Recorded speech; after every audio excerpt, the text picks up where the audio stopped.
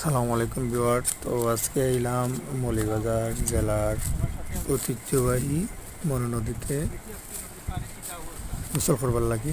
তো এই দেখলাম যে সাইডে কত বড় বড় ব্লক সকল রাখা হয়েছে।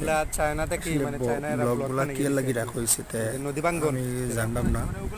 তবে এখন স্থানীয় আপনাদের জিজ্ঞাসা করছিলাম যে এগুলো আসলে নদী কি ভাঙ্গার লাগে। কারণে ওরা দেওয়াইছে। তো উনি কইল যে এগুলো হচ্ছে বন্যার পানিতে যাতে বেড়া যাতে না ভাঙে এর আরো জন্য সামনে নিচে ব্লকগুলো দেওয়া হয় নদীর সাইডে। আজকে এই প্রথমবার এলাম নদীর সাইডে, ভাবলাম যে দেখি পরিবেশটা আসলে কীরকম। এত সুন্দর একটা পরিবেশ, খুবই ভালো লাগছে আমার কাছে। আমার একটা গান গাওয়ারও ইচ্ছা করে। পরিবেশটা খুব সুন্দর, আগে আরো সুন্দর লাগলো। প্রায় গাছটা সত্যি আর কি, মানে ব্লকটা পানি চলমান, খুব স্পিডে পানি যায়।